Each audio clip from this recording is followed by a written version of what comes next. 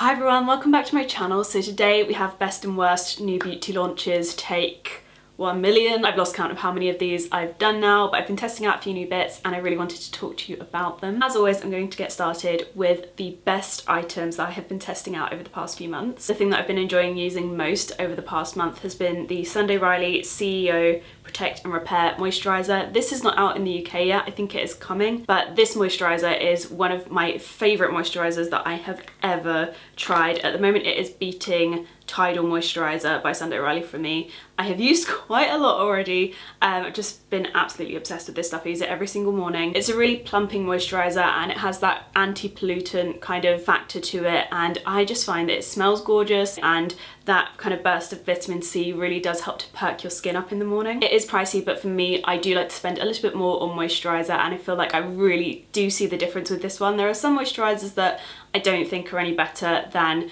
lots of lower end ones, but this one is one of the ones that I would 100% say is worth the splurge. I'm super impressed with that.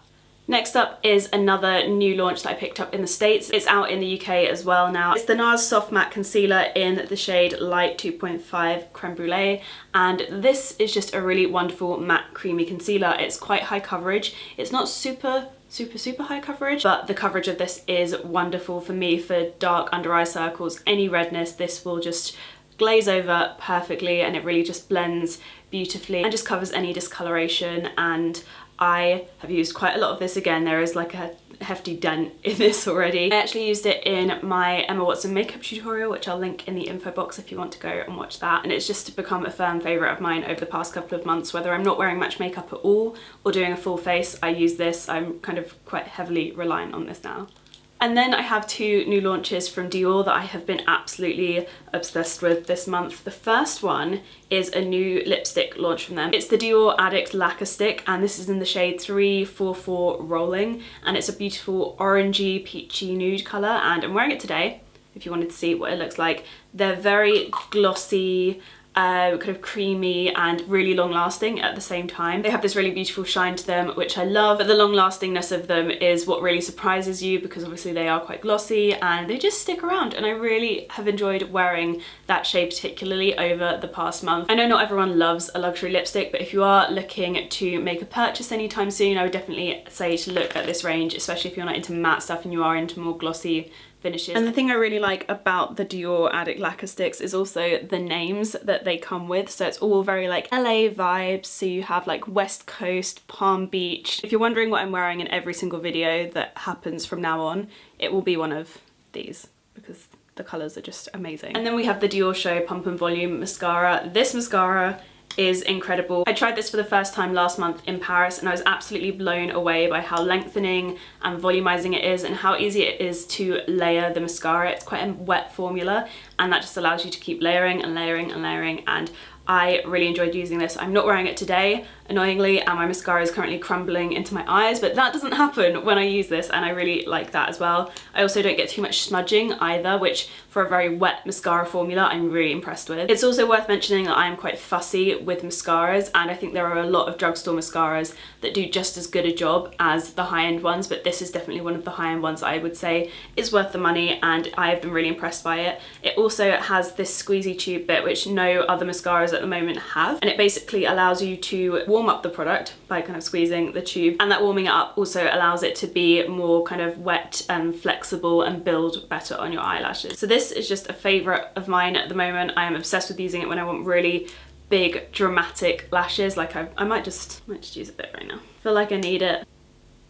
So those are the latest launches that I've been loving, and then I'm going to move on to some kind of in-betweeny launches. These are ones that I'm not obsessed with, but I also don't think they're bad. They're just kind of that in the middle kind of product. The first one is one of Becca's new shimmering skin perfectors, and this is a new shade called Prismatic Amethyst. It's a cool toned pinky lilac highlighter, and it has this almost diamond effect in the middle. And this is one of those highlighters that I think doesn't work on every skin tone, and I think it takes a lot of work. It's not one of those everyday throw on highlighters. It does give the most insane glow, but it's not quite right for everyday use, so it takes a lot more work, and I just wouldn't say it's necessarily worth the purchase. I think there are a lot of highlighter lovers that are going to be obsessed with this, but I definitely wouldn't say that it's a necessity that everyone needs or the majority of people are definitely going to like. But if you like Becca Shimmering Skin Perfectors anyway and you're a fan of the range as a whole, if you like Champagne Pop, you are probably gonna like this. So yeah, it's a really beautiful highlighter. I just wouldn't say it's definitely worth the splurge.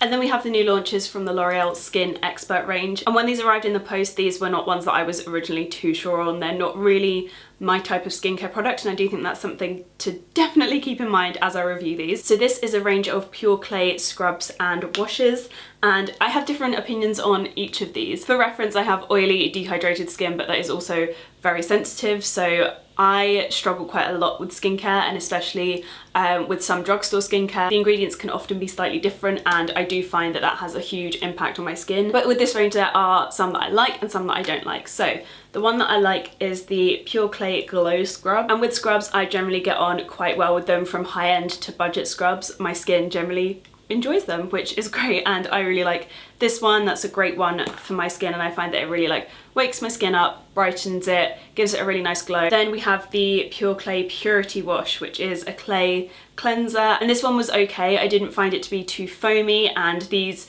I was expecting to be quite foamy because they do have SLS in them, which is a really quite harsh foaming agent. It's not one of the top ingredients, but it is in there. I didn't find this to be too foamy or squeaky whilst using this on my skin, but I did find after my skin did feel more tight than it usually would with any of my other cleansers, so that is something to keep in mind. And this is meant to have a more mattifying quality, which I think some people with oily skin will really like. And this for me, I just felt like it wasn't quite right. I didn't enjoy the tight feeling after. I felt like I ended up putting on more product after cleansing because of that, but actually the overall experience whilst cleansing my face was not that bad. So I feel a bit 50-50 on that one. It's not one that I would reach for necessarily on a daily basis, but it's not one that I would say I'm never putting that on my face either.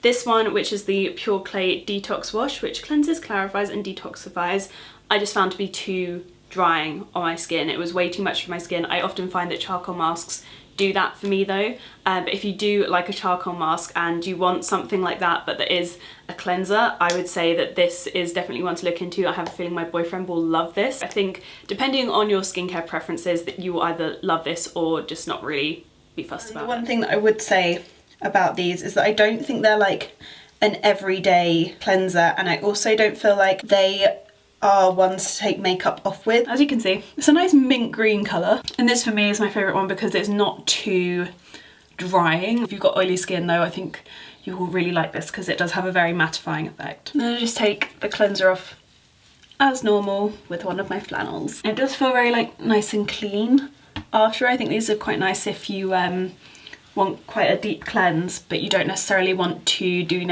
like a face mask that does a deep cleanse. And then we get on to the worst launches that I've tried recently, and I don't have too much to talk about here, but the items I am going to talk about, I genuinely just thought they are a little bit silly, and it's kind of funny in a way, but it's just not something I would ever recommend that anyone buy, ever. So firstly, we have the Benefit They're Real Double the Lip lipsticks, and they basically have a lighter colour on the bottom and a darker colour on the top. It's a cool concept, but it just doesn't quite work for me. It's not something that I would ever think to reach for and think, oh, that's a good idea. I think it's come a little bit too late off the ombre lip bandwagon. I think it's a bit silly. There are some shades where the colours are just so similar that there's not really any difference, and I don't really get that either, because then what's the point? What makes it any different to a normal lipstick? So I'm assuming, so the darker colour must go on the outside.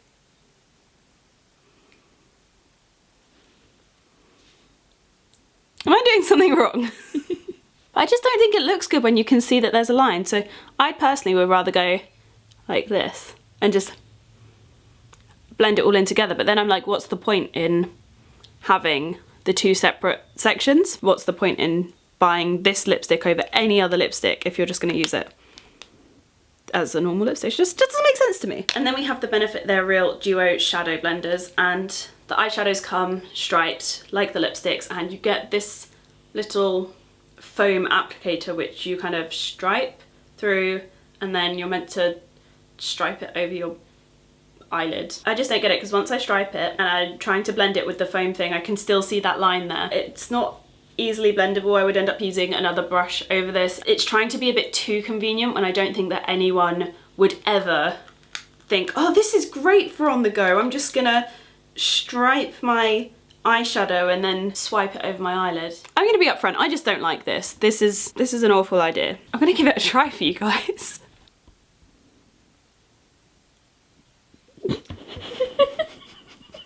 Blend, blend, blend. It's getting worse. I cannot make this better. If you can't do it with this sponge that comes in the little palette, how do you stripe it on? Because that is effectively the point of this product. You're meant to just be able to blend it on like that. If I then just use my own makeup brush, what makes this eyeshadow palette different to any other? It's just this whole contraption makes it gimmicky, and that's meant to be the point in buying this, because it's more convenient, but it's not, because you end up looking like this, and this is not convenient. So that is it for this best and worst new launches video. Please do let me know in the comments below if there are any products that you would like me to try for future best and worst videos, or if there are any products that you've tried as new launches that you have disliked. Please do let me know in the comments, because I would love to know what you are liking and disliking. Yeah, if you want to talk about the best, pop that in as well. I generally like to know the worst because I'm that kind of person. Also, I will put some recent videos here if you want to go and watch some more, and I will also pop a subscribe button somewhere around here as well in case you are new and you would like to subscribe. I would love to have you back for more videos. But that is it for me today. I hope you're all having the best day, and I will see you guys in my next video. Bye.